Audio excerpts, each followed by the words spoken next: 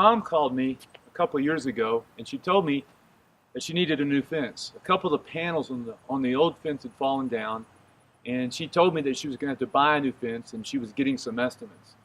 And when she told me how much it was going to cost to get a new fence, I told her, I said, Mom, I'm going to come down in a few weeks.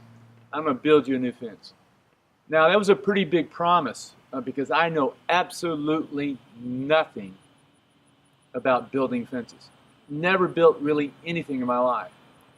So I called a good friend of mine, my college roommate, Jeff Howell, who spent most of his summers when he was through college and in high school working in construction with his dad. And he said that he would give a week and come and help me. And it was so much fun spending time with my old roommate, doing something together, building something together. And there was no way that I could have done that project without him. And it was difficult. My dad had put so much concrete in each one of those fence posts that it took us up to 2 or 3 hours alone just to pull out one fence post. It was a real struggle. And there were so many times that I wanted to quit. So many times I just wanted to give up. But Jeff would never let me give up. He would never let me quit. He just kept encouraging me, and we just kept encouraging each other. He told me something. He said, when you're building something, you should always measure twice and cut once. Great advice. The great thing about it, though, was the friendship, doing something together, building something meaningful, doing something that would mean a lot to my mother in the future, and the pride of then standing back at looking at something we'd accomplished together. Well, when you read Paul's letter to the Philippians, particularly in that first chapter, Paul is talking to the church in Philippi about their mission. He reminds them in that first chapter that God had called them to the important work of sharing the gospel in the world. And he reminds them that his commitment to the gospel had caused him some significant hardship. When he was writing a letter to them, he was telling them that he was in prison, and he was chained to a guard in a dark, dark dungeon. And he was facing the end of his life.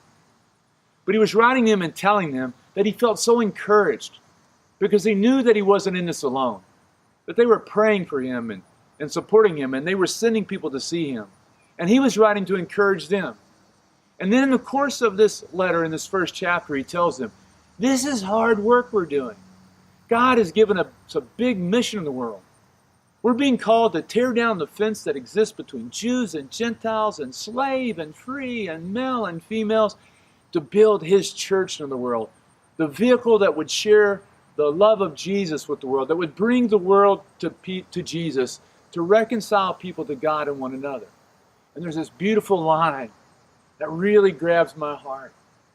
When Paul says to them, after talking about the struggle and talking about the hardship and talking about their task and talking about what he was going through, in 1:30 he says, we are in this struggle together.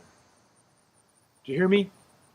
When it comes to doing the work of God in this world, we are in this struggle together. What a beautiful thing to get to be a part of his church. What a beautiful thing to get to be a part of bringing love to the world. What a beautiful thing to get to be a part of a group of people bringing light to the world. I have always believed that literally that Jesus Christ is the hope of the world, and the church is the institution that's been called to share that hope. And that we get to do this together. And the friendships and the love and the joy that is formed as we get to do it together. You know, when you read back in the book of Acts, you realize what an odd community this whole church thing really is. Because the first community of the first church founded there in Philippi, it was made up of an unusual gathering of people. There was a slave girl, a wealthy woman, and then a jailer, a blue-collar kind of guy. None of them would have ever had anything together in common. But when they met Jesus Christ, the overflowing love of Jesus through Paul, and it flowed into their life and began to flow out of them, those three became family, and they gained friendship. And their lives began to overflow with an uncommon friendship of uncommon people gather together to do the work of Jesus. You know, as we talk about this, we talk about our call in the world. Paul says here in this chapter, he says, live a life worthy of the gospel. And part of being worthy means giving ourselves completely to the mission. Being worthy of our call also means giving our life completely to one another. Living and serving together, putting aside our needs to serve and meet the needs of other people within our church family. Caring and loving for one another.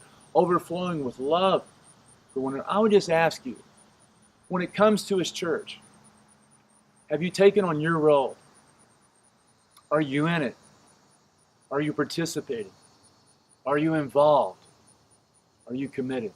And then Paul has this great line.